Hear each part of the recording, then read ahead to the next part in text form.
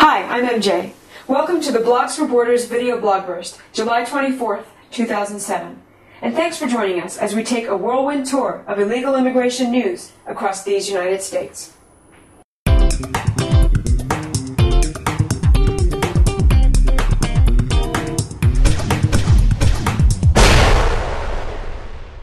This week brought news that the San Antonio Express-News has withdrawn its U.S.-Mexico border reporter after learning of a plan for Mexican drug cartels to assassinate American journalists. Mexican reporters have already been killed by the cartels, and Mexico's danger level for reporters is second only to Iraq. The threats were issued by Los Zetas, a paramilitary organization trained, ironically, by the U.S. government.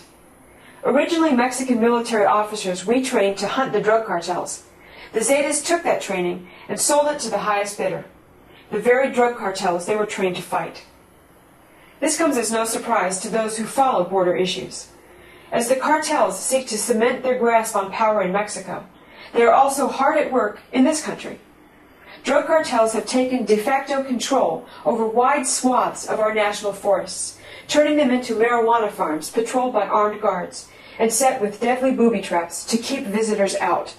And by visitors, of course, we mean Americans attempting to enjoy our own national parks. In 1 year, there were 5 reported confrontations between American citizens and heavily armed drug cartel members in California alone. The drug cartels have staked out shipment routes through our southwest deserts with lookout points and, again, heavily armed scouts to deal with law enforcement agents and American citizens who stumble into these armed encampments. Mexican military incursions across our border number over 200. A DHS document issued on January 20th states that the cartels have plans for America to begin gaining control of areas, cities, and regions within the United States. How does our government respond?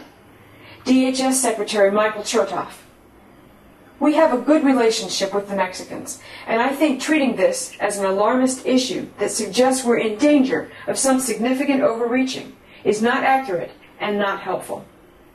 Let's recap. Armed drug cartel members operate freely on and take operational control of U.S. soil. Our government turns a blind eye. Authorities uncover gun and bomb caches in the American Southwest. Our government turns a blind eye. We say, if it looks like an invasion, sounds like an invasion, and smells like an invasion, it's an invasion.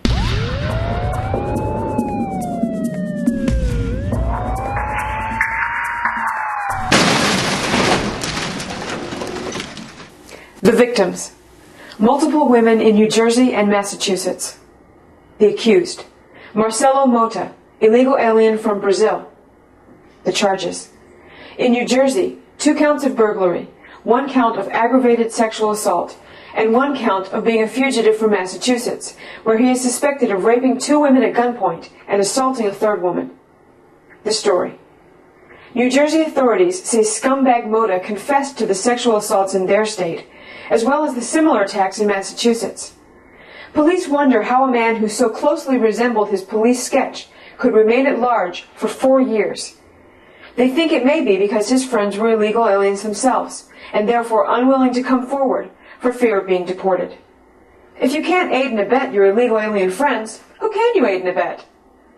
And speaking of aiding and abetting, one reason it was so easy for dirtbag Mota to stay in this country? The state of Washington was nice enough to issue him a driver's license, helping to ensure he would be able to attack American women with no fear of immigration issues spoiling his fun. Thanks, Washington State. We sincerely hope a big, fat, juicy lawsuit for aiding and abetting illegal alien serial rapists is in your near future.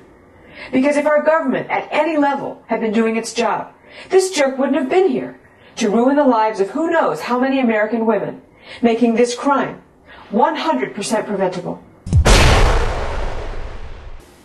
The victim: Shanna Gaydon. The accused: Muwendi Murithi, 26, illegal alien from Kenya. The charge: first-degree murder. The story: 13-year-old Shanna Gaydon, an honor student and star basketball player at Ames Middle School, had just purchased fruit from a vendor on Chicago's northwest side when she was hit and killed by gang gunfire. Scumbag Marithi, a leader in the Imperial Gangsters, ordered the shooting on a rival gang. Shanna, with nowhere to hide, got caught in the middle. Marithi entered the country on a student visa, but remained in the country illegally after dropping out of the University of Wisconsin. He was lucky enough to wash up in the sanctuary city of Chicago, where, like in all sanctuary cities, illegal alien killers and scumbags are welcome to ply their trade without fear of offensive immigration questions from the police. How welcome did Chicago make this dirtbag? Welcome enough to be arrested 28 times in the past 4 years, including 4 felony arrests, and still here to order the hit that killed an innocent 13-year-old girl. The Chicago police say, "We don't ever ask about immigration status. We leave that up to the courts." Cook County State's Attorney's Office says, "We don't check. That's for ICE to do. We're not involved." ICE says, "Law enforcement agencies can contact our Law Enforcement Support Center 24 hours a day." Of course, if our government at any level had been doing its job, this jerk wouldn't have been here to take the life of a bright and beautiful kid named Shanna Gaydon, making this crime 100% preventable. The victims: 12-year-old Zena Linick, 10-year-old Adriana Jackson, and more.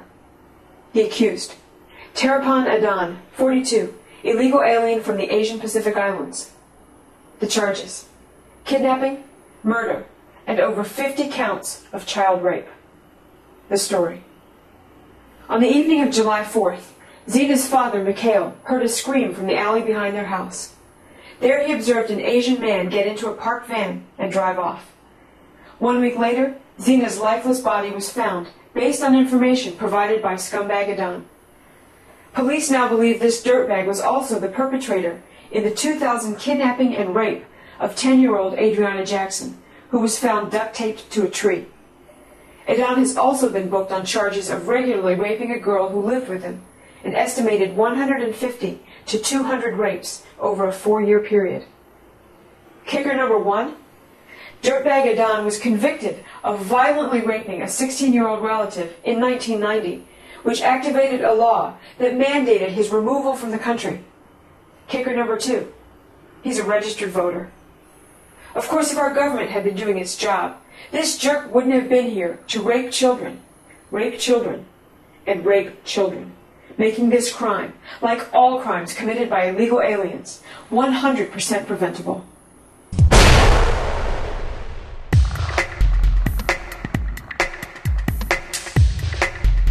Mark Daggy of St. Paul, Minnesota, was just looking out for his 16-year-old daughter.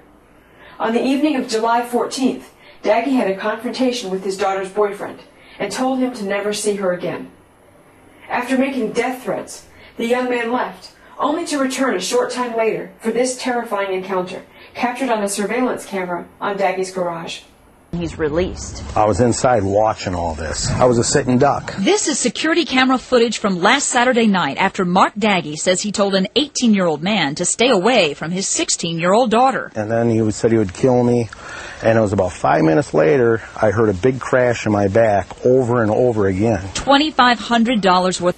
This video allowed police to catch up with the young man quickly, and that's when things really started to get flaky.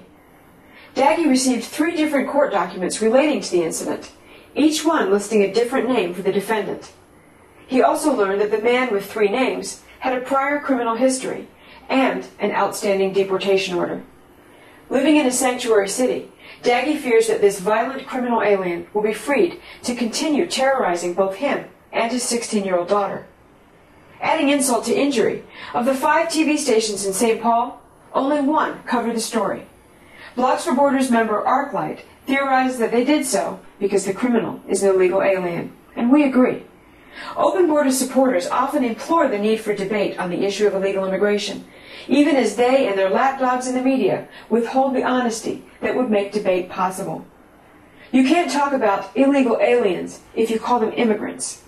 You can't have a conversation about illegal immigration if you say the solution is comprehensive immigration reform. Because when it comes to debate, dishonesty will get you nowhere. Thanks for clicking in to this week's episode of the Blogs4Borders video Blogburst. We close this week with a quote from President Calvin Coolidge from December of 1923.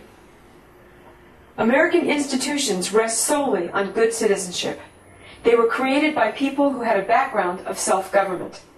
New arrivals should be limited to our capacity to absorb them into the ranks of good citizenship.